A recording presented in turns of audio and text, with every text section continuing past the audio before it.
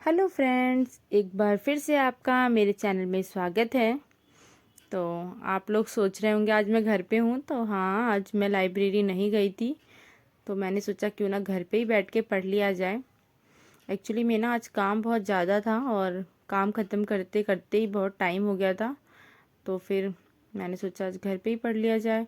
तो आपने भी देखा 12:40 हो गए थे मुझे पढ़ने बैठते बैठते।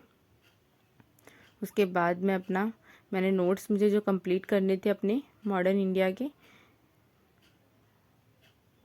मैं वही नोट्स अपने कंप्लीट करने के लिए बैठी थी। मैंने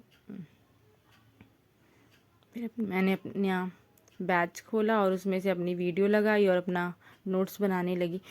और कई लोगों का ये क्वेश्चन था कि मैंने जो अध्ययन मंत्रा का बैच परचेज़ किया है उसका प्राइस क्या है। तो उसका प्राइस ना 6000 है, जो कि ज़्यादा कॉस्टली है। एक ऑनलाइन बैच के लिए पे करना, वो भी 6000, मुझे भी लगा बहुत कॉस्टली है। और अगर आप लोग ये बैच नहीं लेना चाहते ना, तो मैं आपको एक चीज़ सजेस्ट करूँगी कि अभी अध्ययन मंत्रा ने टीजीटी और पीजीटी के लिए एक अलग चैनल बनाया है, जो कि स्पेशली सिर्फ टीजीटी और पीजीटी वाले बच्चों के लिए है। जहाँ पर वो सिर्फ प्रीवियस ईयर पेपर नहीं, वहाँ पे वो कंसेप्ट वाइज चीज़ों को क्लियर कर रहे हैं।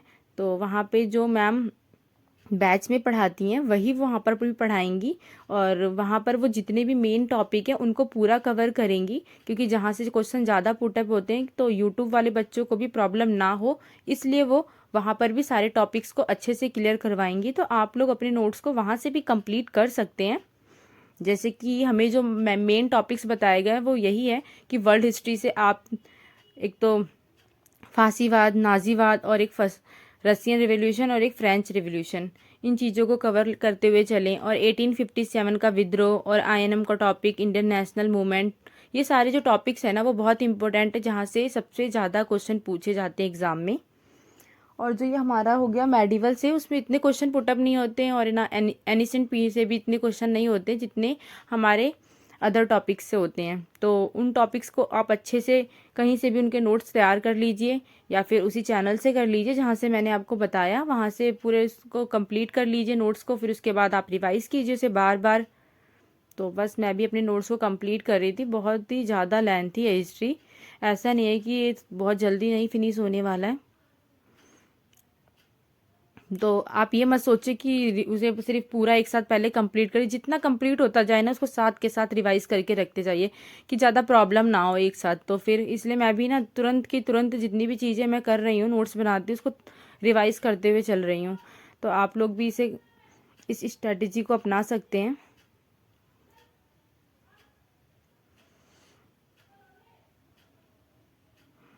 और प्रीवियस ईयर पेपर लगाने की बात है तो फिर आप यूट्यूब से किसी भी चैनल से लगा सकते हैं। आजकल तो वैसे भी बहुत सीरीज चली हुई है प्रीवियस ईयर के लिए, और आप चाहे तो एक प्रीवियस ईयर के लिए बुक भी परचेज कर सकते हैं, जो मैंने एक परचेज की हुई है प्रीवियस ईयर के लिए। क्योंकि ना बार बार यूट्यूब खोलना तो मुझे टाइम वेस्टिंग सा थोड़ा लग जाता है, तो फिर मैंने प्रीवियस ईयर के लिए एक बुक ली हुई है। तो मैं प्रीवियस ईयर क्वेश्चंस वहीं से भी वहाँ से भी देख लेती हूँ, और जब मुझे प्रॉब्लम आती है तो मैं यूट्यूब से भी देख लेती हूँ। ऐसा नहीं है कि मैंने अपने किसी बाउंड किया हुआ है अपने आप को, ऐसा नहीं है।